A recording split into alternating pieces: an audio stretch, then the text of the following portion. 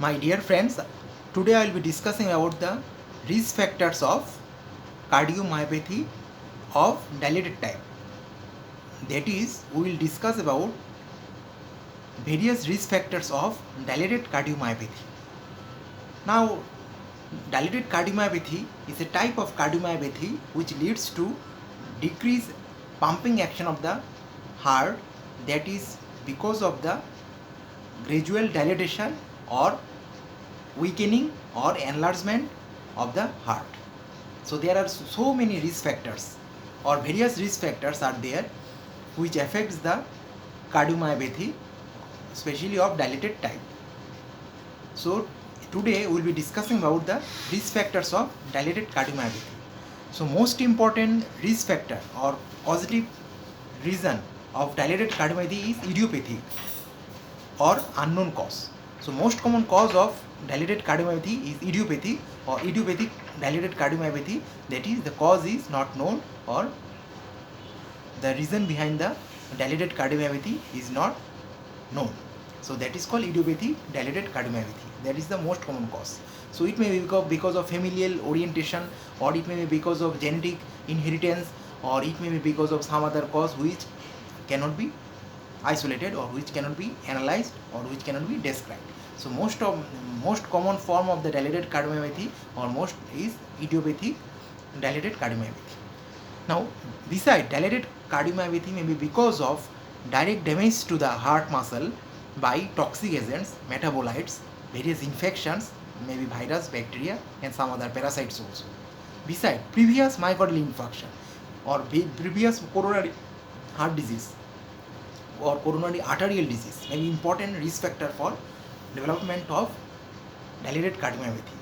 That is because dilated cardiomyopathy may be because of direct damage to the heart muscle by previous myocardial infarction, and heart muscle is replaced by fibroblast tissue or fibrous tissue, and which is very weak, and over times the heart muscle become weak, elongated and dilated.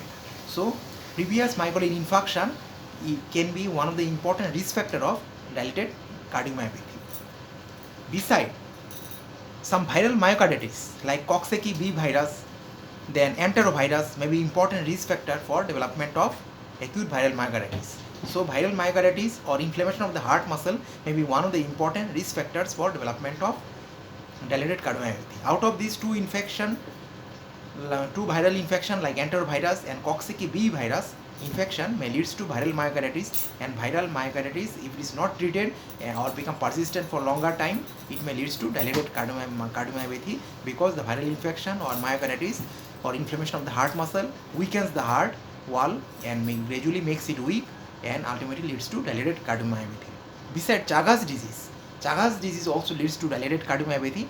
And let's know what is Chagas disease. Chagas disease is nothing but Trypanosoma cruzi infection. So Trypanosoma cruzi infection may leads to Chagas disease, and this Chagas disease may also weakens the heart muscle leading to dilated cardiomyopathy. Pregnancy also known important risk factor for development of dilated cardiomyopathy, and during the postpartum or after the labor or delivery, the heart may ultimately tends to become affected, and we call it peripartum cardiomyopathy. So peripartum cardiomyopathy may be associated with pregnancy or peripartum period, and it may be associated with pregnancy. So sometimes pregnancy also becomes important because it may leads to peripartum cardiomyopathy. Another important toxic substance or toxin that is responsible for dilated cardiomyopathy is alcohol. Now heavy alcohol overdose, frequent use in heavy dose may leads to alcoholic cardiomyopathy, which is a type of dilated cardiomyopathy. So it is one of the important preventable risk factors. We should avoid excess alcoholism because excessive alcoholism may leads to dilatation of the heart muscle, because alcohol can directly injure the heart and leads to dilated cardiomyopathy, and we call it alcoholic cardiomyopathy. Besides, some cancer chemotherapy like doxorubicin, daunorubicin can also leads to dilated cardiomyopathy. So doxorubicin, adriamycin, daunorubicin, these are various anti-cancer agents but it affects the heart and it may leads to dilated type of cardiomyopathy because it affects the heart muscle. Thyroid disorders. It has been found that thyroid hyperthyroidism or hypothyroidism may be associated with dilated cardiomyopathy. Thyroid is an important hormone which is also associated with cardiac function. Thyroid hormones maybe have some contractile function along with inotropic agents like adrenaline, noradrenaline, sympathetic stimulation. So thyroid hormones defect or a thyroid disease may leads to dilated type of cardiomyopathy. Besides, some connective tissue disorder like sarcoidosis may be also be associated with dilated cardiomyopathy because sarcoidosis may ultimately involve or weakens the heart by its lymphocytic infiltration, and by doing that the heart muscle become very weak. Besides, some conditions like tachycardia, prolonged tachycardia, if it exists for long time, it is responsible for making the heart muscle very weak, and we call it tachycardia induced cardiomyopathy, which is a type of dilated cardiomyopathy. So prolonged tachycardia, if it is uncontrolled and persistent for long time, may leads to cardiomyopathy and leads to weakening of the heart and dilatation of the heart, and we call it tachycardia induced cardiomyopathy, which is a type of dilated cardiomyopathy. Besides, disease like myotonic dystrophy, where some muscular weakness in our body is recorded. So in myotonic dystrophy may also leads to dilated cardiomyopathy. Besides, some infectious disease like tuberculosis may also leads to dilated cardiomyopathy because tuberculosis may also affect the heart and weakens the heart muscle and leads to cardiomyopathy, especially of dilated type. There may be autoimmune infection or autoimmune effect on the heart muscle also leading to dilated cardiomyopathy. So autoimmune involvement, when the body's own immunity fight against the heart muscle, it leads to autoimmune carditis leading to dilated cardiomyopathy. Besides, thiamine deficiency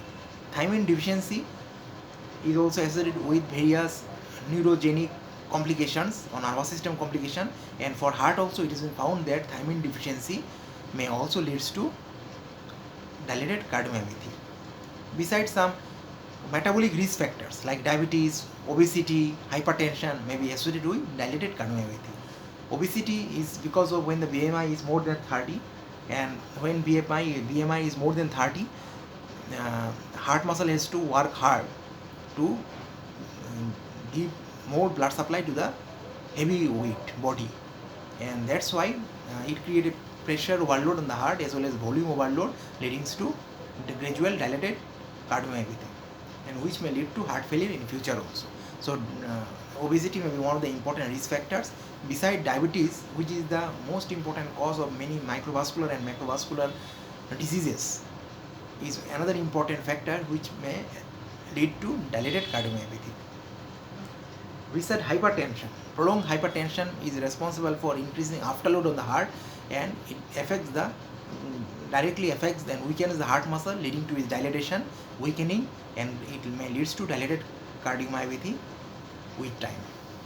So diabetes, obesity and hypertension is one of the various important modifiable risk factors may lead to dilated cardiomyopathy. Hypertension is important risk factors for various coronary vascular disease.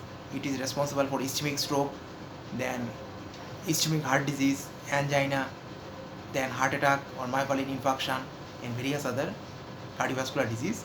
Besides, it is also found to be associated with dilated type of cardiomyopathy. Besides, recent studies have shown that premature ventricular contraction may be associated with dilated cardiomyopathy. So premature ventricular contractions, if it persists for longer time without any medication or without any therapeutic intervention or electrophysiological intervention, if it persists for longer time, may leads to dilated cardiomyopathy. Genetics also plays an important role. According to various studies, 25 to 35% of the disease may be associated with various genetics, and it has been found that the genetics means the mutation in the gene responsible for the skeletal muscle contraction or skeletal muscle protein of the heart or cytoskeletal protein gene mutation may be associated with defect in the cardiomyopathy, and which may leads to dilated cardiomyopathy. So dilated cardiomyopathy may exist in various genetic form like autosomal dominant form, it can exist in autosomal recessive form, and it can exist in X-linked disease, just like Duchenne muscular dystrophy. Duchenne muscular dystrophy may also lead to dilated type of cardiomyopathy, and it may be because of mitochondrial inheritance also. So there are many various forms of existence or expression of the genetic disease which may lead to dilated cardiomyopathy. Besides, dilated cardiomyopathy may be because of mutation in the gene which is responsible for cytoskeleton protein structure like alpha cardiac actin, desmin, lamins A and C. So these are the various cytoskeleton proteins of the heart, and mutation in this gene responsible for production of the cytoskeleton protein family may also leads to dilated cardiomyopathy. Besides, it has been found that the various studies shows that gene or genetic mutation in lamin, then phospholamban protein, then RNA binding motif protein, then myosin heavy chain kinase 7, then cardiac troponin T1 and T2. So these are the various cytoskeletal muscle proteins, and their mutation may also leads to dilated cardiomyopathy. So 25 to 35% of the cardiac myopathy may be because of genetic cause, and this genetic cause may be because of mutation in the gene which is responsible for production of cytoskeletal protein structure, and various gene defect may be laminin gene defect, then cardiac troponin gene defect, phospholamban protein gene defect, then myosin heavy chain kinase gene defect, and beside, exposure to various heavy metals like cobalt, lead and mercury can also lead to cardiomyopathy. So we should also be very much aware regarding the exposure of our heart to heavy metals, heavy metal toxicity like cobalt, lead toxicity. Cobalt excessive intake occurs along with beer. So most of the beer, the froth contain cobalt. Cobalt is responsible for causing the froth in the beer, which is a type of alcoholic beverage. So excessive intake of alcohol in the form of beer also leads to dilated cardiomyopathy, and beside beer also contain alcohol, at the same time it also contain cobalt, which is responsible for making the frothiness of the beer. So cobalt is harmful to the heart, and it is responsible for causing the dilated cardiomyopathy. Besides, lead and mercury are also responsible for causing dilated cardiomyopathy. So these are the various risk factors of cardiomyopathy, and especially which is of dilated type. And out of this, most common cause is idiopathy or unknown origin or without any reason, or where the cause cannot be found out. So these are the various risk factors of dilated cardiomyopathy. Now, knowledge of the risk factors can be very much important, as if we know the risk factors, especially the modifiable risk factors, then the progression of the disease can be stopped by intervention or stopping of the modifiable risk factors, either by treatment or by lifestyle modification or by directly stopping the risk factors. Thus, the progression of the disease and prevention of the disease can be helped, and proper knowledge of the risk factors, especially modifiable risk factors, can help in progression of the disease, prevention of the disease, and also helps in taking therapeutic management of the dilated cardiomyopathy. Thank you very much.